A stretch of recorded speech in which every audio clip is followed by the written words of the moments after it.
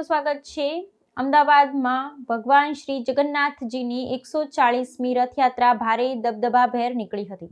જગન્નાથ મંદિરમાં વહેલી સવારે મંગળા આરતીમાં કેન્દ્રના ગૃહ અને સહકાર મંત્રી અમિતભાઈ શાહ પરિવાર સહિત ઉપસ્થિત રહ્યા હતા અને મંગળા આરતીમાં સહભાગી થયા હતા। રાજ્યના મુખ્યમંત્રી ભૂપેન્દ્રભાઈ પટેલ અને નાયબ મુખ્યમંત્રી હર્ષ સંઘવીએ ભગવાનના ત્રણેય રથોની સોનાની સાવરણીથી પણ પહિંદ વિધિ કરી હતી। ત્યારબાદ ભૂપેન્દ્ર પટેલ, હર્ષ સંઘવી, મહંત શ્રી દિલીપદાસજી, ટ્રસ્ટી મહેન્દ્રભાઈ ઝા વગેરે રથનું દોરડું ખેંચીને રથનું પ્રસ્થાન કરાવ્યું હતું। રથયાત્રાના અગ્રભાગમાં 18 શણગારવામાં આવેલા ગજરાજો જોડાયા હતા। સમગ્ર રથયાત્રાના રૂટ પર લાખોની સંખ્યામાં માનવ મહેરામણ ભગવાનના ઝલક અને દર્શન કરવા માટે ઉમટ્યો હતો। શણગારેલી ટ્રકોમાંથી મગ, જાંબુ, કાકડી અને ચોકલેટોનું વિતરણ કરવામાં આવ્યું હતું। અખાડાઓમાં અનેક અંગ કસરતના કરતબોએ ભારે આકર્ષણ જમાવ્યું હતું। રથયાત્રા સરસપુર ભગવાનના મોસાળમાં આવી પહોંચતા ભાણેજોને લાખેણું મામેરું અર્પણ કરવામાં આવ્યું હતું। સરસપુર વિસ્તારમાં આવેલી તમામ પોળોમાં ભક્તો માટે ભોજન પ્રસાદની સુંદર વ્યવસ્થા કરવામાં આવી હતી। રથયાત્રા દરિયાપુર વિસ્તારમાં આવી પહોંચતા પૂર્વ ધારાસભ્ય ગ્યાસુદ્દીન શેખ અને અન્ય મુસ્લિમ બિરાદરોએ મહંત શ્રીનું સ્વાગત કર્યું હતું અને કબૂતરો ઉડાડીને કોમી એખલાસનું દ્રષ્ટાંત પૂરું પાડ્યું હતું। આજે અમદાવાદ જય રણછોડ માખણચોરના જયઘોષથી ગુંજ્યું હતું। આ ઉપરાંત અમદાવાદના અન્ય વિસ્તારમાં પણ રથયાત્રાઓ નીકળી હતી। ઉપરાંત સમગ્ર ગુજરાતના શહેરમાં પણ રથયાત્રાઓ યોજાઈ હતી। રથયાત્રાના સમગ્ર રૂટ પરથી પસાર થઈ રાત્રે 10 વાગે નિજ મંદિરમાં શાંતિપૂર્ણ રીતે પરત ફરી હતી। રિપોર્ટર કશ્યપભાઈ ભટ્ટ, અમદાવાદ।